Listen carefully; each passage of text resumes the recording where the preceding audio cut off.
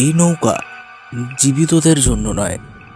ঠিক তখনই নদীর তলা থেকে অসংখ্য হাত উঠে নৌকার ধারে ধারে ধরতে লাগলো। ভেজা পচা হাতগুলো কেউ যেন কাউকে টেনে নিয়ে যেতে চাইছে। নৌকা দুলতে শুরু করলো। শুভ চোখ বন্ধ করে প্রাণপণে ঈশ্বরের নাম নিতে লাগলো। হ্যাঁ, তোমরা ঠিকই শুনেছ, পচা গলা হাত নদী থেকে উঠে নৌকাতে ধরতে লাগলো। নমস্কার, আমি পবিত্র দেবনাথ, আর তোমরা দেখছো পরদা ইউটিউব চ্যানেল। প্রতিদিনের মতো আজও তোমরা শুনতে পাবে একটা ভৌতিক এপিসোড।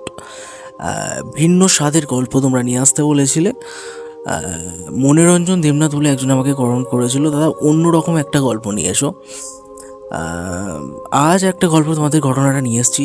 এই ঘটনা বেসিক্যালি একটা বন্দর নিয়ে, আর আমি আশা করব প্রত্যেকেরই ঘটনাটা শুনতে ভালো লাগবে। বলে রাখা বাহুল্য, পটলা ইউটিউব চ্যানেল কোনো রকম ভূত প্রেত আত্মা কালা জাদু এগুলোকে সাপোর্ট করে না, তাই ঘটনাগুলি শুধুমাত্র এন্টারটেনমেন্ট পারপাসে নেওয়া বুদ্ধিমানের কাজ হবে।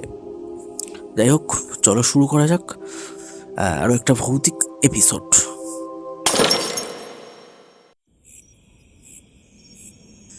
রাত তখন প্রায় 12:30। আষাঢ় মাসের শেষ দিক। নদীর ওপর ঘন কুয়াশা নেমে এসেছে।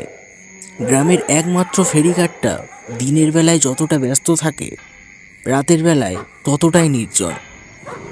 বুড়ে নদীর কালো জলে শুধু ঢেউয়ের শব্দ আর মাঝে মাঝে শেয়ালের ডাক শোনা যায়। গ্রামের লোকজনের মধ্যে একটা কথা প্রচলিত ছিল, মধ্যরাতের পর ওই ফেরিঘাটে নাকি এক অদ্ভুত ধরনের নৌকা আসে। সেই নৌকায় কেউ উঠলে আর কখনো ফিরে আসে না। বেশিরভাগই মানুষ এটাকেই গুজব বলে উড়িয়ে দিত, কিন্তু বৃদ্ধ মাঝি হরিপদ এই কথা শুনলেই চুপ হয়ে যেত। এমনই এক রাত্রে শহর থেকে ফেরা এক যুবক, নাম তার শুভ, শেষ বাস মিস করে ফেরিঘাটে এসে আটকে পড়ল। চারিদিকে কেউ নেই, ফেরির সময় অনেক আগেই শেষ হয়ে গেছে। সে ভাবছিল কোথায় সে রাত কাটাবে। এমন সময় ঠিক নদীর দিক থেকে একটা ঠক ঠক শব্দ ভেসে এলো।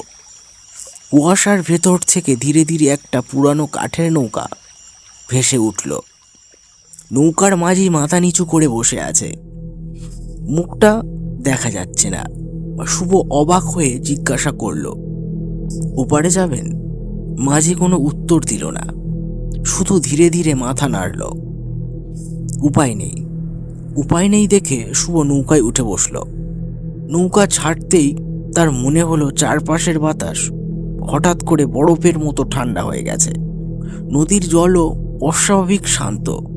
কিছুক্ষণ পর শুভ লক্ষ্য করল নৌকায় সে ছাড়া আরো কয়েকজন যাত্রী বসে আছে, অথচ সে যখন উঠেছিল তখন কাউকে সে দেখেনি। যাত্রীগুলো নিঃশব্দে বসে আছে, কারোর স্পষ্ট মুখ দেখা যাচ্ছে না। হঠাৎ এক ঝলক বিদ্যুৎ চমকাতে শুভর বুক কেঁপে উঠল। যাত্রীদের চোখ নেই, ফাঁকা কালো গর্তের মতো দুটি স্থান শুধু তার দিকে তাকিয়ে আছে। শুভ ভয়ে চিৎকার করে উঠল, কিন্তু আশ্চর্য, তার গলা থেকে কোনো শব্দ বেরোলো না।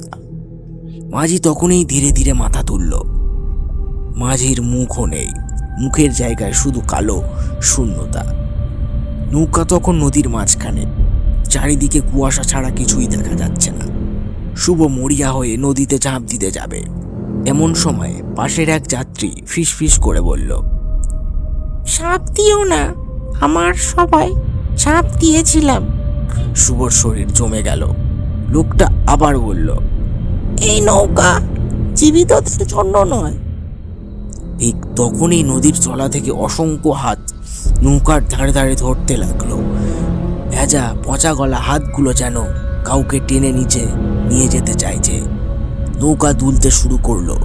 শুভর চোখ বন্ধ করে প্রাণপণে ঈশ্বরের নাম নিতে লাগলো। হঠাৎ সে অনুভব করলো কেউ তাকে জোরে ধাক্কা দিল। পরের মুহূর্তেই তার জ্ঞান ফিরল ফেরিঘাটের সিঁড়িতে। ভোর হয়ে গেছে, চারপাশে গ্রামের লোকজন দাঁড়িয়ে আছে।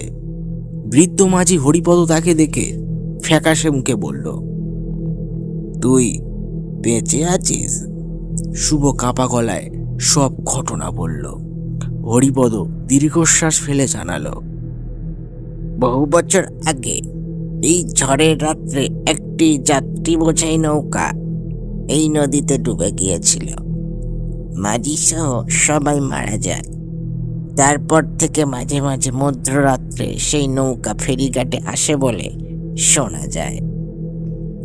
সেদিনের পর শুভ আর কখনো রাত্রের ফেরিঘাটের দিকে যায়নি।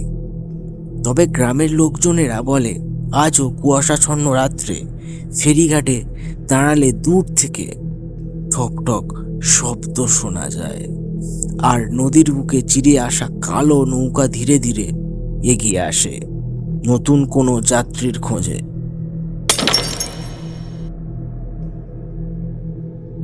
থ্যাংক ইউ সো মাচ গল্পটা প্রথম থেকে লাস্ট অব্দি শোনার জন্য। যারা যারা চ্যানেলে নতুন রয়েছে অবশ্যই শেয়ার অ্যান্ড সাবস্ক্রাইব করে পাশে থাকবেন। ততক্ষণ সুস্থ থাকবেন, আর মনে রেখো সাবধানে থাকবেন, চোখ কান খোলা রাখবেন। নমস্কার।